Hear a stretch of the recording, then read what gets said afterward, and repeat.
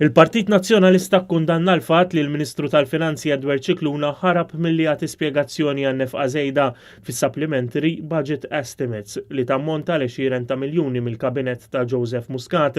Fil-fatt fost in-nefqa li splodiet minn dik approvata hemm miljuni f'safar fost l-oħrajn minn Muscat, eluf fi propaganda u miljuni oħra f'kuntratti minn diversi ministeri, ewlenin fosthom dak ta' Edward Zamit Lewis u Chris Cardona. Fil-fatt minkejja li sejjaħ għall-ġurnalisti Edward Cicluna ma kellu ebda tip ta' risposta għal diversi każijiet ta' nefqa żejda ta' 20 ta' miljuni, fost l-oħrajn ġew innutati dawn l-eżempji. Għas-safar ta' Muscat fil-waqt li l-budget approvat kien ta' 640,000 euro, kien hemm nefqa żejda ta' 1,600,000 euro għal nefqa totali ta' 2,240,000 euro. Għal propaganda ta' Muscat fil-waqt li l-budget approvat kien ta' 520,000 euro, kien hemm nefqa żejda ta' 480,000 euro għal nefqa totali fi propaganda ta' 1,000,000 euro. Jekk wieħed iħares lejn il-Ministeru ta' Edward Zamit Lewis ukoll isib eżempji ta' nefqiet esaġerati fost l-oħrajn f'kuntratti fejn l-ispiża żdiedet minn 140,000 euro għal 460,000 euro u fis-servizzi professjonali minn 9,000 euro għal 1,000,000 euro.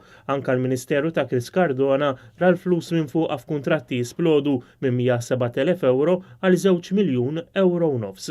Dwar dawn kollha Edward Cicluna ma kellu ebda risposta meta mistoqsim il-ġurnalisti. The whole is made up of the parts, I agree.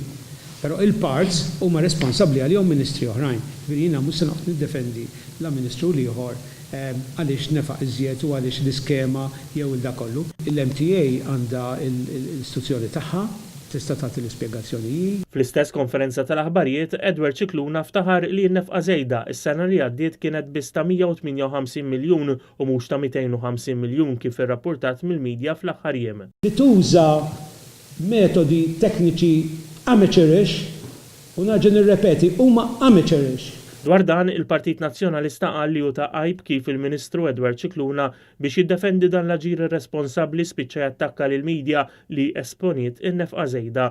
Il-Ministru tal-Finanzi għandu sostna l-Partit Nazzjonalista flok jiddefendi dan l-aġir irresponsabbli jagħti spjega ta' kull euro żejjed li jintefaq fost l-oħrajn f'safar eċċessiv, spejjeż f'xorb alkoholiku mill-Ministri waqt żjarat u splużjoni fin-nefqa tal-propaganda tal-Gvern. Il-Partit Nazzjonalista qal ukoll li Edward Cicluna fil-kummenti tiegħu kompla jikkonferma kemm il-Gvern li hu parti minnu u maqtuħ mir-realtà tal-familji Maltin u Għawċin meta fil-waqt li ftaħar li n-nefqa żejda kienet biss ta' 158 miljun euro, tkellem biss dwar persentaġġi meta il-familji Maltin u Għawċin iħallsu it-taxxi f'euro u mhux f'persentaġġi.